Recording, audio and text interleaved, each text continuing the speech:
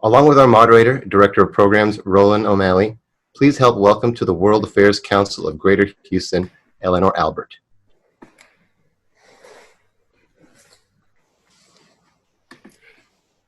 Thank you very much, Jahan, and thank you very much to all of our members and guests, and especially, as always, our teachers and students who are joining us today. And thank you very much, Eleanor, for joining us today. Just perhaps because it was in the news, I think Hong Kong is an area a lot of people hear about, but maybe don't know much about. Interesting fact, related to Houston, it is about the same size population-wise as Houston, much more dense, of course. It's about 7 million people. Houston Metro is about 6.5 million people. Obviously, we have the connection with what happened in the consulate here about a week ago. But Eleanor, could you maybe talk briefly, because I want to get more towards what's happened in the last few years, but I do think it's important for people to understand how and why Hong Kong is different and why it's been different for so long. But could you talk about briefly how it was that Hong Kong was ceded to the British in 1842 after the First Opium War, and in a lot of ways, what was Hong Kong's status for those 150 years or so until the transition? Sure. Well, first off, thank you for having me. I'm pleased to speak with all of you tonight. And yes, so as you mentioned, it started with a big war that ceded territory, and 150 years of colonization, though it had a lot of iterations of what that looked like. But the city itself it started off just as an island, and then over the course of the period, they kind of ceded other territories around it, which is why when you think about Hong Kong, you have the island, and then you also have the new parts of the new territories that kind of connect the larger metropolis. And over time, it really developed into a financial city that created a lot of connections between the West and the East and China in particular. But of course, that also connected to the greater kind of South Asia and Southeast Asia region. We can talk about the history of kind of how it transitioned after. When we had in the mid-80s, 1984, there was the Sino-British Joint Declaration that decided that Hong Kong's would no longer be under British control and then would go back to Chinese control. And I suppose it's important to note Hong Kong for the last 150 plus years, it kind of went from being under the rule of a kind of declining imperial power to now a kind of a more rising imperial power.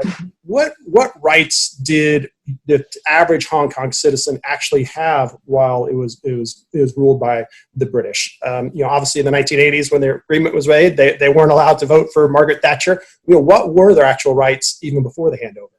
So a lot of that was built into kind of the way in which the UK developed its broader colonial territories, and so there were local elections and things of that nature, and so they had developed a lot of rights in terms of there was a legislature and a judiciary, kind of the staples of the British system. There was also built into that individual freedoms that kind of were integrated into the treaty that handed Hong Kong back over. And so some of those things were built in to maintain that autonomy of the system that had been put in place. So, under the current governing laws and the current declaration that formalize this handover, Hong Kong is supposed to still have a legislative authority, judiciary authority, and with that there are freedom of speech, press, religion, assembly, things of that nature. And so the Hong Kong government itself currently is able to, develop ties of tourism, cultural exchange independently. And since the handover, Beijing has kind of ultimate say over defense and kind of official formal diplomacy. And maybe just because you mentioned upon issues of defense, since the People's Republic of China was formed, in the wake of World War II and Japan, obviously, occupation ending, for the most part, Chinese foreign policy has not exercised large military actions. There are a few exceptions, and the exceptions take place on their borders and in their region. In obviously the Korean War, they're willing to send hundreds of thousands of soldiers or quote unquote volunteers to go fight, and many of them died. Not too many years in 1979 after the end of the Vietnam War, China invades Vietnam. why is it that China never just thought, well, those are our neighbors. Why don't we just militarily take over this land that is on our borders, that is ethnically our own people? Was it economic considerations?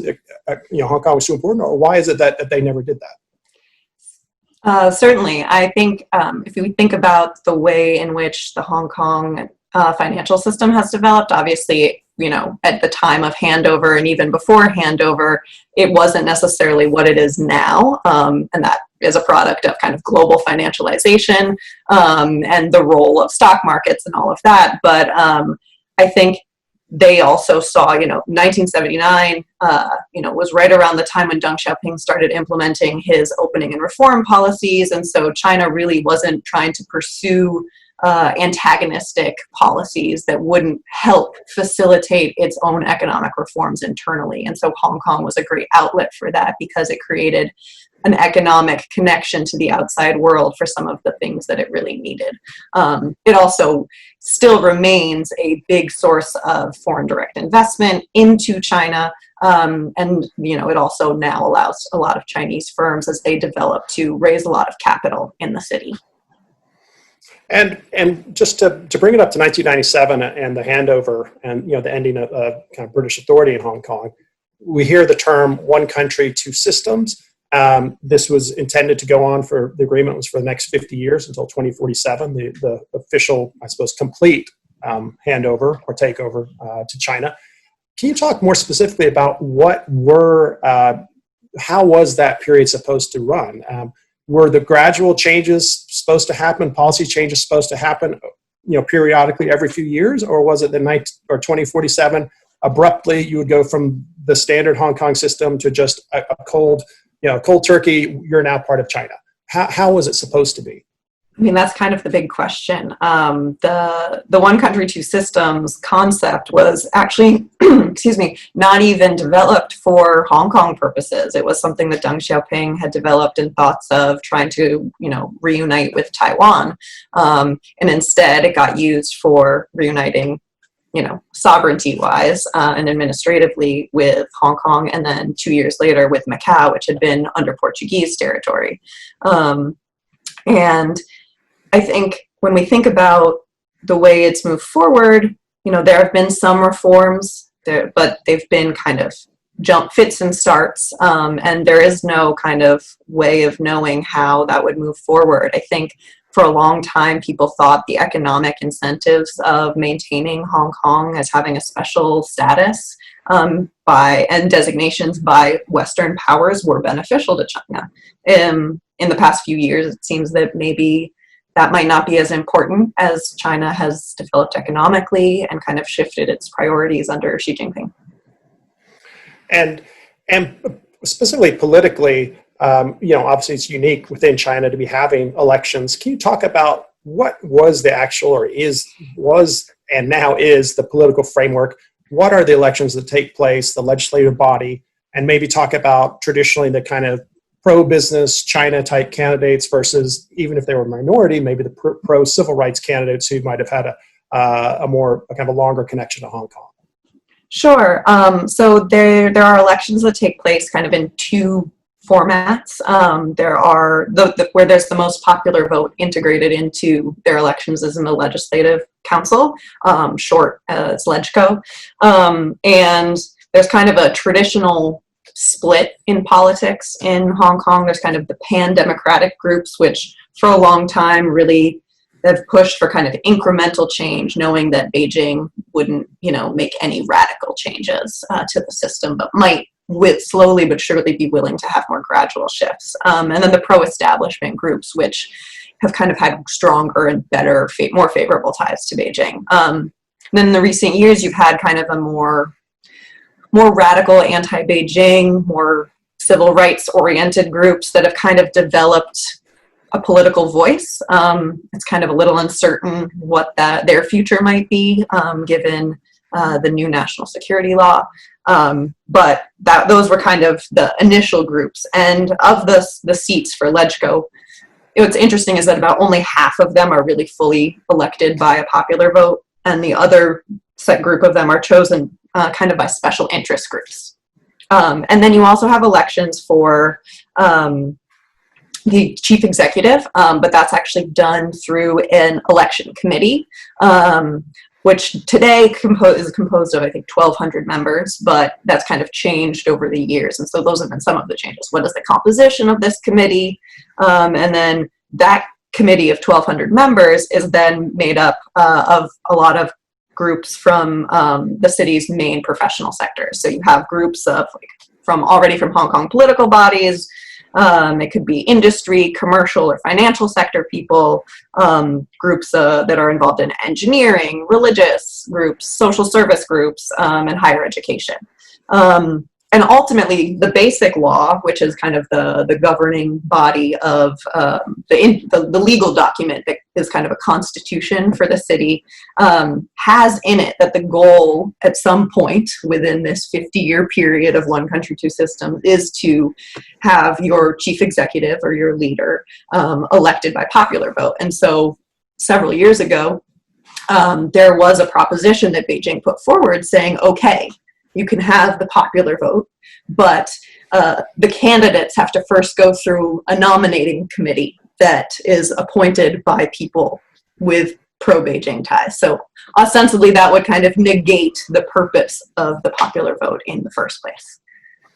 And I suppose maybe, I know it's not a perfect parallel comparison, but maybe with Iran and the Council of Guardians and the Ayatollahs having approved candidates before they could run for office, you're saying a lot of these candidates would have to get approval first, but once the actual elections take place, have they historically been seen as just specific election themselves as being relatively open and kind of straightforward? The elections themselves generally there hasn't been kind of falsification or election fraud that's been particularly obvious. Not to say, I mean, I'm not suggesting that there has been elections there for what have been, the positions that are open for popular elections have generally been run very smoothly. With, in recent years, kind of some issues being raised with concerns of Beijing's interference. So I think it was 2016 elections, maybe 2017, some of the more recent legislative elections, you had kind of these members from these younger, kind of more radical, more local Hong Kong sentiment political groups, and they won their elections, signifying kind of a push towards greater kind of local Hong Kong politics and governance. And, during their oath ceremony, they said some things that were not necessarily following or towing the line of what Beijing thought, and Beijing interfered in a legal judicial process and essentially got them disqualified. Now, there was something similar happened recently where, the new elections were coming up and they kind of disqualified certain people from being able to run for office. So there are increasing concerns of what elections might look like moving forward. And now given the pandemic, China has justified postponing the elections for that reason. And before we turn to the kind of the big increase in protests last year and really the movements that continue into this year, I think probably the first time that really caught much of the world's attention was 2014. You may have heard about or seen the photos and the video from the umbrella movement. Can you talk about what were the core grievances then, and were there any real resolutions or I suppose any kind of accomplishments that came out of those protests? Yeah, so I think what's interesting is that, yes, we've seen a lot of these protests kind of in recent years, but Hong Kong actually has a pretty rich history of protest. And so it regularly protests. And so that could be for, commemorating 1989 and the Tiananmen movement and June 4th. They regularly hold vigils to kind of commemorate that. They also have large-scale protests generally commemorating the 1997 handover, which is on July 1st. So interestingly, kind of annually, you have big protest movements kind of around the same time in the summer. And then there were big protests as well in 2003 over a proposed national security law by the Hong Kong government. And that was eventually shelved, kind of in a similar way that the extradition treaty that was a trigger for the more recent protests. There were also pretty large-scale protests in 2012, which got a lot less attention, but those were related to education reform. And there were proposals for instituting kind of moral and national education in primary and secondary schools. And so a lot of kind of the protest leaders that we saw emerge from the 2014 movement, including people like Joshua Wong, kind of got their start protesting some of these educational issues because they would have been directly affected by it. And so speaking of 2014 and the umbrella movement, what I was talking about earlier about this proposal for kind of popular vote for the chief executive, this was the trigger for it. And so they were like, this is not what we've asked for. This is not what is promised to us. And they saw it as kind of a manipulative move by Beijing to kind of skirt or kind of drag their feet on fulfilling kind of the terms of the agreement. And just to move to kind of the bigger surge, starting last year and now a lot of ways continuing into this year. Could you briefly talk about how, it wasn't the only issue, but one of the biggest issues was a change and potential change in extradition policies, and why that kind of led to a broad amount of protest. And then also, what is it that a bigger part of the general population of Hong Kong became more broadly concerned about basic reductions in their civil rights or political freedoms or where things are going? How is it that what started a little over a year ago as decent sized protests really became much bigger than maybe anyone would have expected? Yeah, so I think when we think about this extradition law, it's really a small little trigger that clearly was just something that just kind of stepped into a much more combustible situation. So these proposed changes for the extradition law came about because of a crime that was actually committed in Taiwan, where a Hong Kong national supposedly traveled to Taiwan with his girlfriend, and she was killed there. And then he came back to Hong Kong. And so there is no agreement between those two places to extradite him for, taking part in a judicial process. Now, part of the concerns were that kind of revising these extradition changes would allow for extraditions from from Hong Kong to the mainland, which could potentially open up Hong Kong dissidents and activists to extradition to be subject to trial for crimes in China where they would not necessarily be given due process under that political system. So that's kind of the trigger for all of this. I think what ended up happening is the scale of the protests, coupled with the response by authorities and police, really, kind of started out peaceful and really escalated.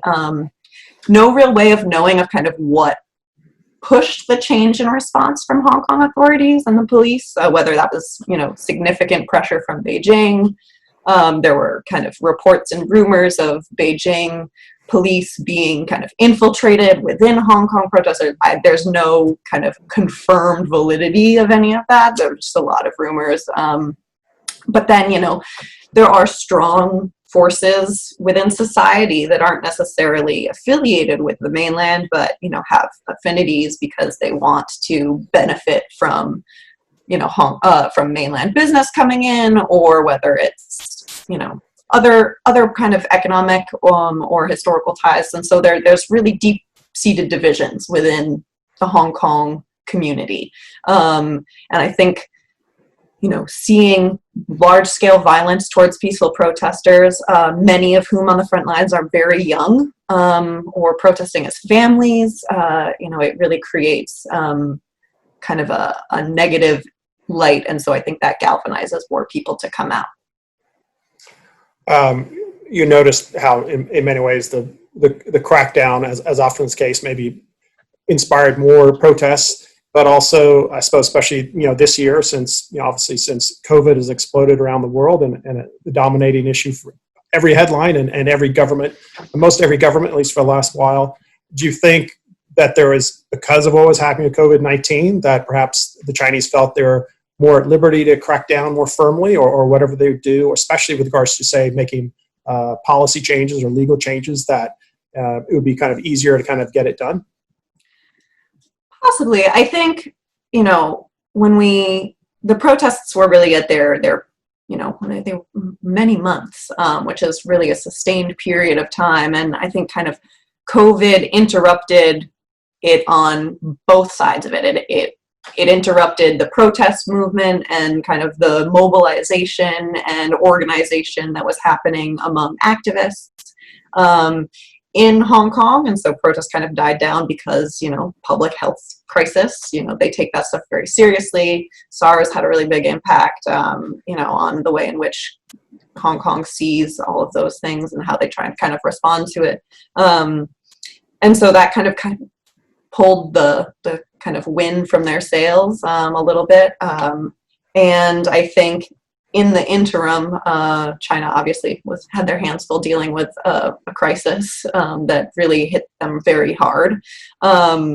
And, not necessarily forthcoming from the get-go about the scale of it, but, eventually publicized and tried to share some information about it. But I think everyone is now dealing with some version of COVID. And I think perhaps this is a moment of exploitation to use this opportunity where there's a little less attention towards foreign policy for certain countries. But I mean, the world goes on. So it's hard to say whether this is a calculated move or whether it's just the timing that we got.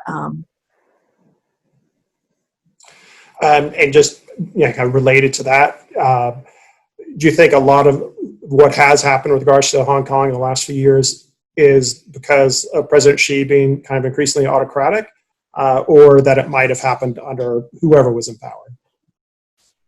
That's a good question. I think it's certainly likely that it has something to do with Xi Jinping's vision for what China should become or is becoming. He has pushed a much more ambitious, much more active and vocal China kind of across the board. That doesn't necessarily mean that it wants leadership in things all around the world. It just, but when it comes to their backyard and what is technically their sovereign territory, though with conditions and restrictions, I think he certainly sees kind of a strengthened, unified China as being the ideal vision. I mean, he constantly talks about the push for the national rejuvenation of the country. That's been a moniker of his. And so this is certainly part of it. I think it's hard to know. I think it's also, you have a young generation in Hong Kong. If you think about the young people who are on the front lines of the protests, a lot of them are in their early 20s, and they have only grown up under a Hong Kong that has been under Chinese rule. And so they've seen change. They've seen shifts in tone, shifts in some policies. They also have been witness to a shift in kind of the power differential shift between Hong Kong and China in terms of its importance to China economically. At the handover, Hong Kong was, a much larger percentage of the GDP. And now it doesn't account for nearly as much weight within the economic activity that China produces. You also see a lot of inequality. Hong Kong is, has record high levels of income inequality. It's among the highest in the world. And you have mainlanders increasingly present in the city, whether that's purchasing real estate or it's competing for jobs or going to schools. There's a lot of competition. And that demonstrates itself also linguistically. So you have, Cantonese, which is what is spoken in Hong Kong, and the majority of the whole province around it. In Chinese, it's actually Guangdonghua, which is the name for the province surrounding Hong Kong across the river. And you have a lot more Mandarin that's now present in the city, whether that's being pushed through educational programs where they're trying to have more Mandarin spoken in schools. So it creates just a very interesting dynamic. And, there are surveys that are conducted regularly that show that, the youth are really strongly identifying as Hong Kongers. and less seeing themselves as having a mixed identity of both kind of Hong Konger and Chinese. And kind of in the bigger, longer term view, one thing the Chinese government's excellent at, and I wish in some ways our own government, whether Democrats or Republicans, could do a better job of. But they're very good at kind of long-term planning and kind of forecasting 5, 10, 20 years down the line. You talk about maybe the overall way that they would see or hope Hong Kong would fit into kind of a broader picture of, say, what's going on in Guangdong province, the Greater Bay Area, or the kind of broader Pearl River region, and kind of what they really anticipate or hope for Hong Kong to be and become. Yeah, so several years ago, China actually announced a new development plan to kind of integrate Hong Kong and Macau into this larger Greater Bay Area that would be this mega hub along the Pearl River Delta.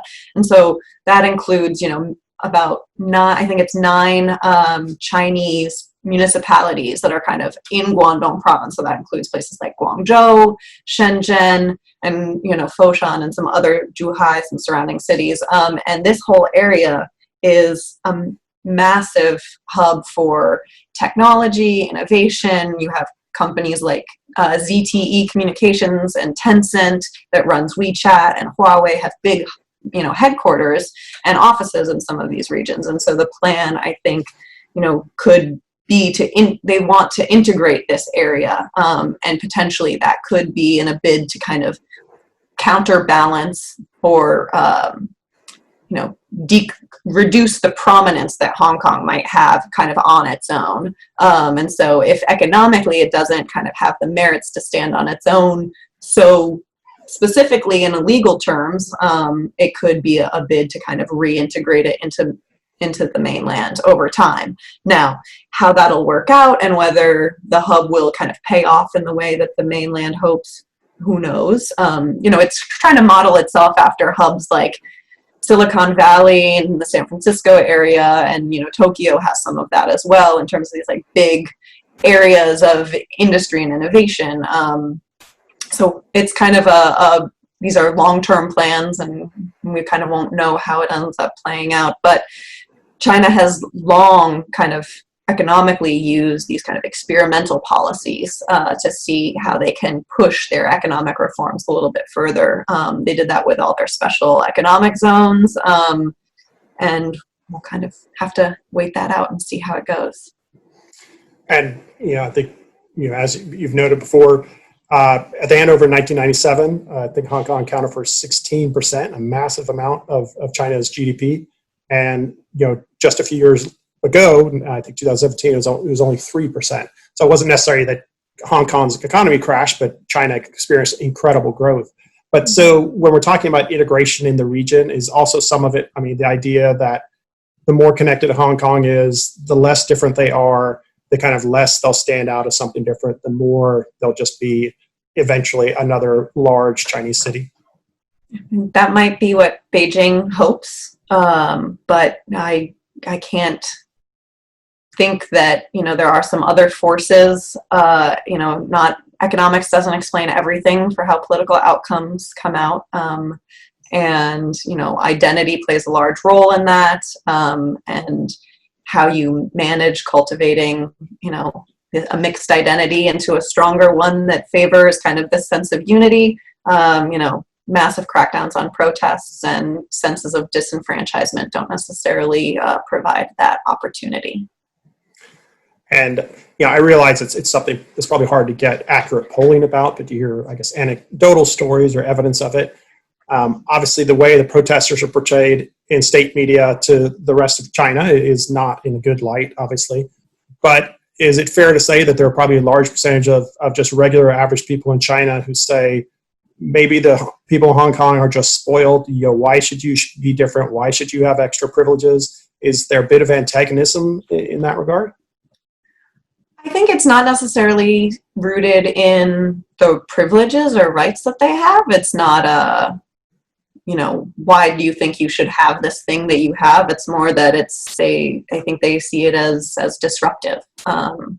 And that's because China hasn't had a sense of mass protests in over 30 years. And China, Beijing has worked very hard to kind of not have that happen. And so I think whether it's a sense of not having protest movements not resonating with local people in the mainland, it's not necessarily that. I mean, there's a lot of nuanced opinion. It's hard to kind of get those anecdotal messages out. I think they're, especially to a foreigner, I think there's probably much more nuanced debates that take place in private homes. But it's not that they're going to, protest in the streets of Shanghai and Beijing in solidarity for Hong Kong rights. But they might talk about it as being an interesting development. But yeah, it's tough. And again, kind of in the grander scheme of things, do you think from the government's perspectives, it's probably what's going on the last year or two is less about the specific realities of Hong Kong, but perhaps more about not setting a precedent that other regions or other groups, whether it be, the Uyghurs in Xinjiang or in Tibet, or religious minorities like followers of Falun Gong, to not set a precedent or give an impetus that someone can be different, someone can have a political voice. Is that maybe a bigger part of why they feel the need to crack down on Hong Kong now?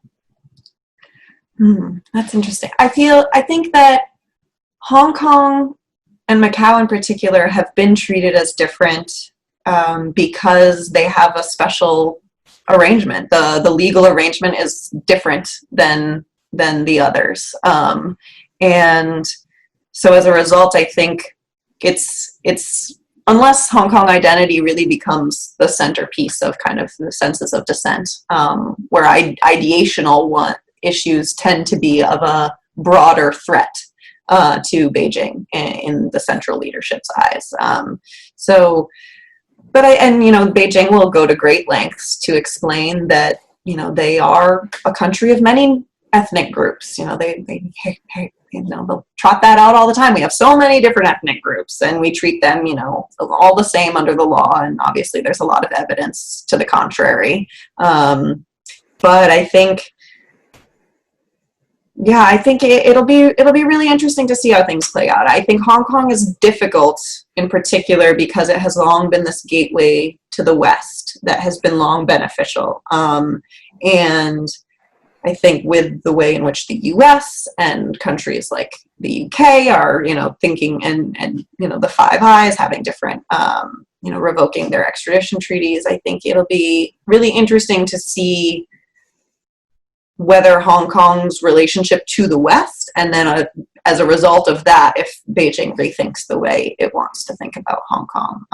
But it's a really interesting study of a situation that is not just about Hong Kong mainland. It's both local, about issues that are taking place among local communities and local inequalities and education issues, really nitty-gritty domestic policy issues that has also been super internationalized via the social media that we've seen, all the footage that we've seen of protests on the ground there, solidarity protests taking place around the world, supporting Hong Kongers. It's been kind of a fascinating moment.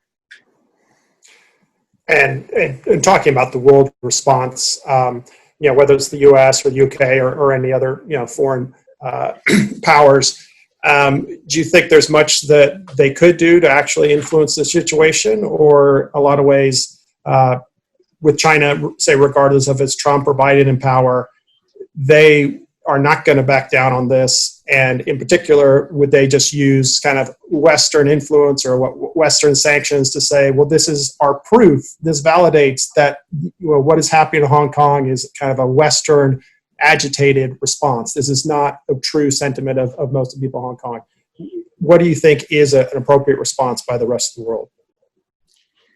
Well, I think a unified response would probably be first and foremost a strong move, but we don't have a lot of multi-level diplomacy going on with kind of, especially with the U.S., choosing to not want to speak in a multi-country platform. And so I think that hurts kind of what might be an international response as international, as opposed to kind of being just on a country by country basis. There have been statements made in various UN forums about being opposed to the national security law that Beijing passed in June.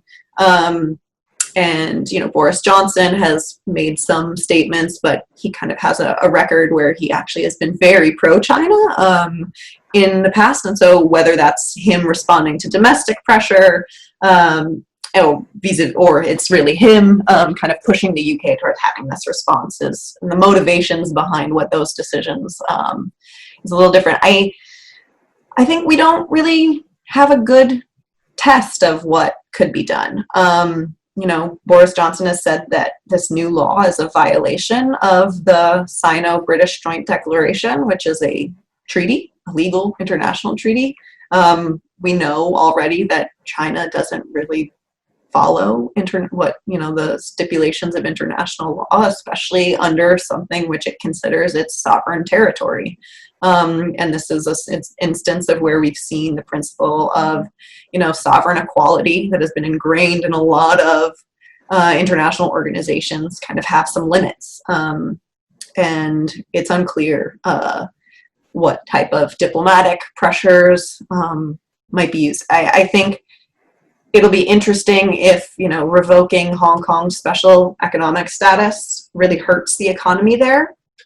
Kind of measures we don't know what their impact might be. But as I was mentioning before, kind of if economics from Hong Kong doesn't matter as much in Beijing's eyes, then that type of pressure might not kind of do anything to change the trajectory that it's going down.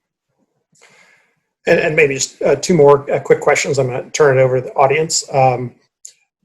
We mentioned it earlier at the beginning, but elections were supposed to take place in September. The government has postponed them for a year, not for 3 months or 6 months, but a full year. They are saying out of concerns for COVID-19. But can you talk about, obviously, how the opposition says or feels that this was just done when the opposition had maybe its biggest wave in years and might have had their biggest success? Absolutely. I think it's convenient to have a good scapegoat to blame for a decision like this.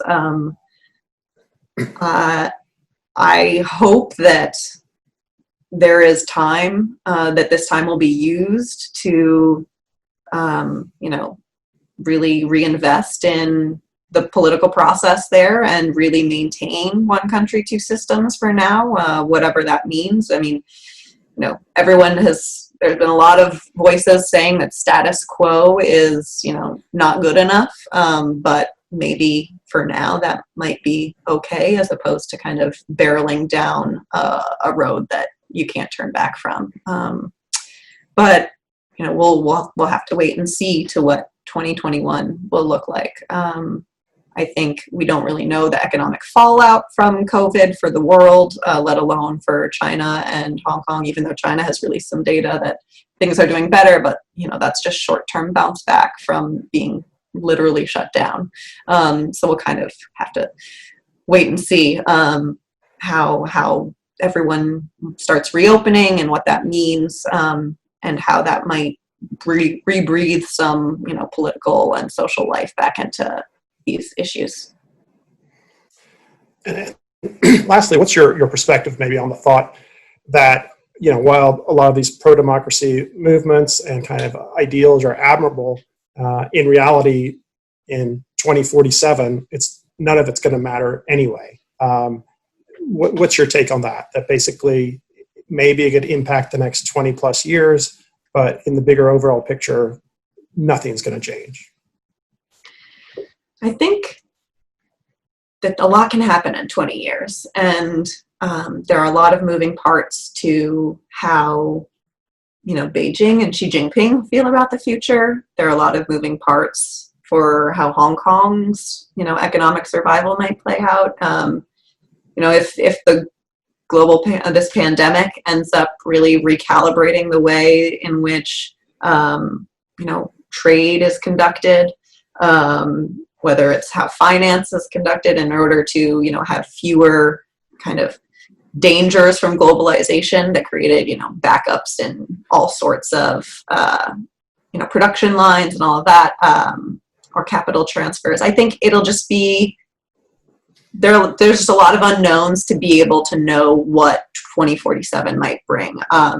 Of course, pessimistically, you could say, there's nothing, beyond the 2047 deadline that tells us how things will go. And if we were to take the present as an indication, then it's certainly not necessarily one that would uphold democracy in its form, which is not necessarily the democracy that we think it is. It is a lot of values and aspirations towards democracy, but the political system there is some kind of interesting kind of hybrid form depending on how you want to define democracy. All right. And ask a good question from Henry. You touched upon it a bit, but maybe a bit more. He asked, most coverage has been focused on the political changes causing protests in Hong Kong. What role, if any, do cultural differences, say, between mainland and Hong Kong, language differences play in the recent protests? Yeah, I think this has been a kind of a longer ongoing divide. As I mentioned, there have been pushes for kind of education reform. And, there's a lot of research that looks at kind of national curriculums as being a source of creating national identity and really trying to construct it. Currently, the Hong Kong education system is not super standardized. There isn't like kind of a core curriculum, and different schools adopt different ways of teaching things. And so there have been proposals from Beijing, or calls and suggestions from Beijing, trying to push kind of more national education that promotes kind of Chinese history and culture, emphasizing mainland likely, and in a bid to kind of create this national unity sentiment. But there's been a lot of pushback from that. I don't really know how things will move from here, but,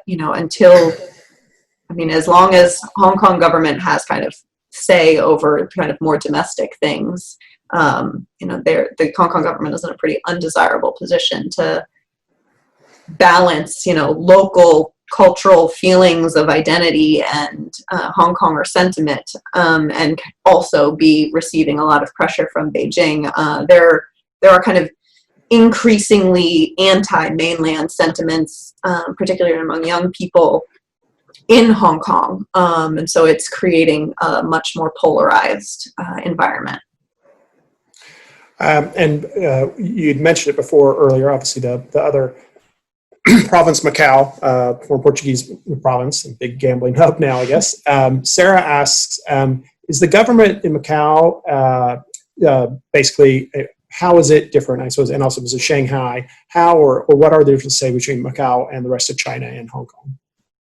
Yeah, so as I mentioned, they have their own kind of legislatures as built into this one country, two systems. And so in Shanghai and in other kind of big municipalities, they have, a government system, and then they have the party system in tandem in the same way. And some of those positions overlap, just like Xi Jinping is the head of government as well as the head of the party and the chairman of the military commission. And so you have, multiple political parties in places like Hong Kong and in Macau. Now, Macau is significantly smaller than Hong Kong, and it hasn't had the same role in its connection and kind of being a hub economically. It is, it used to be a lot of fishing, and now it's a lot of casinos, and that is very profitable. And so Hong Kong is quite wealthy, but it also doesn't have, Macau is quite wealthy and doesn't have a lot of political sentiment in the same way. And some of that might be as a result of kind of less of a social movement towards, having more autonomy, but it also is a product of Beijing not interfering in the same way. So, I mean, Hong Kong makes a lot, or Macau makes a lot of money off of mainlanders, as well as foreigners going to Macau to gamble. So it's a different system, different incentive structures.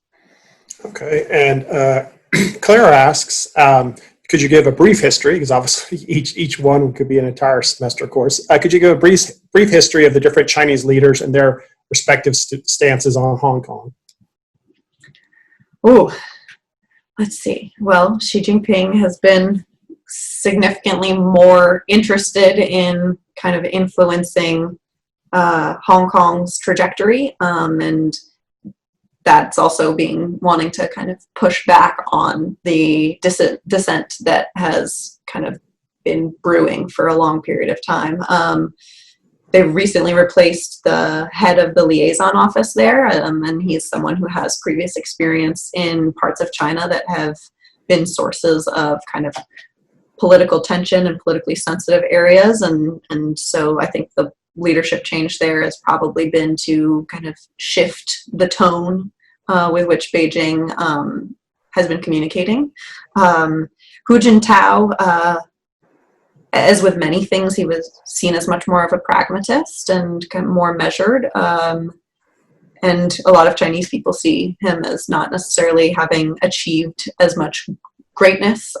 He wasn't necessarily as vocal about it, but he adopted a lot more of a kind of wanting to embrace soft power, this notion of kind of attracting others in the world to you. And so it was kind of less bold and a little less polemic in his foreign policies. There were a couple previous leaders before that, but obviously Deng Xiaoping wielded a lot of power before he left. And his big thing was famous quote that has been gone through many iterations was to hide your strength and bide your time. And so vis-a-vis Hong Kong, that would fit in that kind of sentiment where you would have you would focus on what you're gaining from that relationship and not try and rock the boat to shake things up. That's a little bit of a brief history. That's good. Yeah. And maybe just, I suppose, related to the overall, political picture and outlook.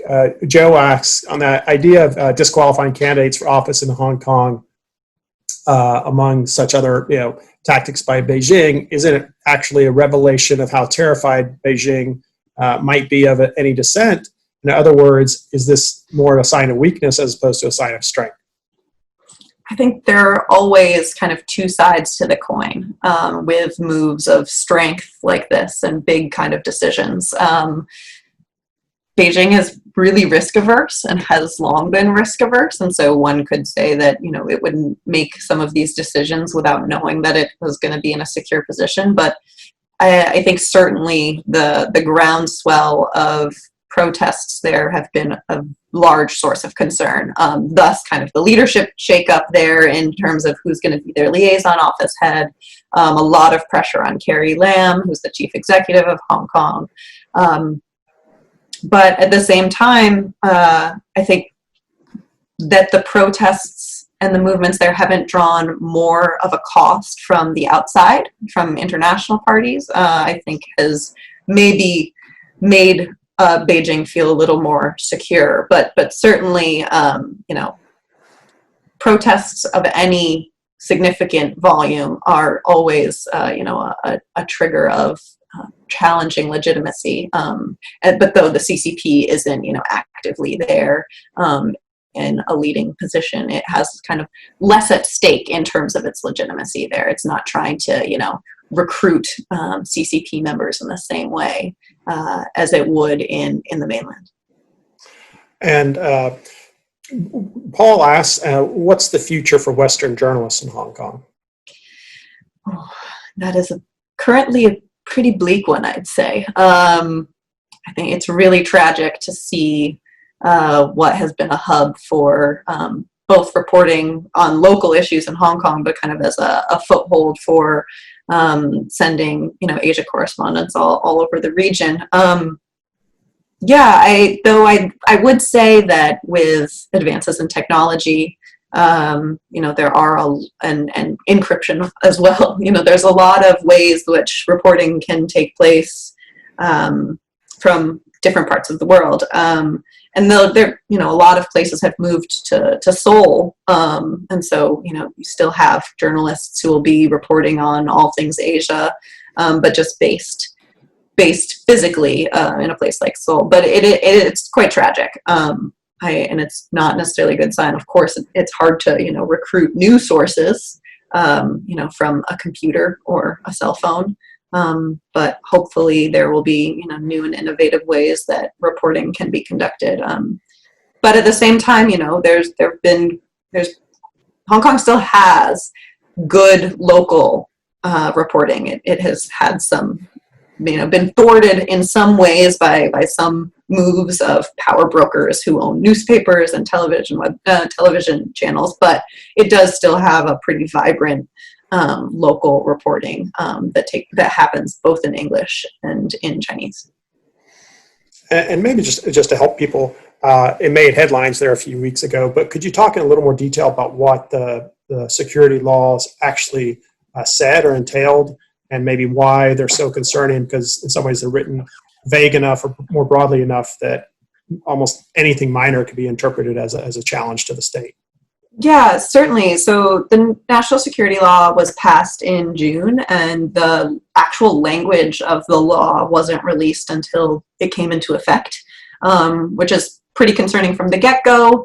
But on top of it, as with many policies that Beijing puts out, the language is intentionally vague, which allows for pretty wide interpretation of the law so that it can be applied to a lot of different things. But it specifies, things like crimes that would fall or be categorized as terrorism, subversion, secession, or collusion with foreign powers. And that could mean many things. I mean, it could be speaking ill of, the political system. It could be wanting, just voicing disagreement of some sort. It could be wielding the U.S. flag in a demonstration that's, against a decision by Beijing. And it allows for the kind of exploitation of, drawing on, ideals from the West or democracy that, is generally embodied by the United States. And using that as, yes, this is the CIA infiltrating our protesters and trying to, forage some type of, revolution or something. But I mean, those are really generally far off claims. But it allows a scapegoat where Beijing can point a finger and use cases to kind of demonstrate something that is not what it seems necessarily. And as a result, that can be pretty dangerous and erode a legal system that has so far protected individuals in a different way than what takes place on the mainland. And so it's just related to the security law. Turner asks, if you go to Hong Kong now, could you be arrested under the new national security law for this discussion? I certainly hope not. No. I think I'm not advocating, for the overthrow of any systems. I am a mere analyst, and I try to understand how things come about and how we get to where we are. So, yes, but I have not been back to Hong Kong or the mainland in about a year now, but I wouldn't be able to go there anyways right now with a pandemic. So, and just we touched upon it at the beginning. We've gone through all the audience questions, but maybe I know you probably know as much as anybody. But do you have any thoughts on why the Houston consulate was specifically chosen to be closed down by the administration? Yeah, so I don't have any specific. Anything that I would say at this stage would be mere speculation. There's been a lot of reporting, but also, again, still chasing down threads. there are a number of different consulates that could have been chosen. Almost all diplomatic outposts have some sort of presence that isn't purely diplomatic in nature. But that's true of China, that's true of the United States, that's true of any country's diplomatic outposts. Though, there's been, of course, speculation that it was about getting access to coronavirus vaccines, but at the same time, in the scheme of Chinese consulates in the United States, it is not, as big of a target as, say, the one in San Francisco might be, or the one in New York. And so, there is perhaps some hope that this means that, we can walk back the really terrifying teetering edge that U.S.-China relations is walking up to. In retaliation, China closed down the U.S. consulate in Chengdu. So it's dicey times. And lastly, maybe just if you want to give any kind of your final thoughts on Hong Kong, and I don't want to tell you to predict 2047 because it'd be hard to predict, 2027. But say if elections are able to go forward this time next year, September of next year, where do you think they might go? If the opposition has some good gains, are you anyways optimistic about maybe it kind of sowing a seed of kind of optimism or kind of, civil rights in kind of broader China? Or do you think Hong Kong will just maintain its status one way or the other, or just as a unique exception, along with, say, Macau? Yeah, I would say that, any changes to the way politics are currently conducted in Hong Kong are subject to approval by the Hong Kong government, as well as kind of central authorities in Beijing.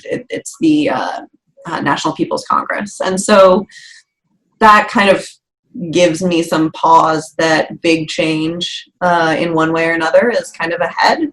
But I would say, in the most recent few legislative elections, the more pan-democratic, as well as some of the, more vocal parties have made gains. And that opens up really vibrant discussions about what the future there might be. And so I don't necessarily think that it's wise to use Hong Kong as,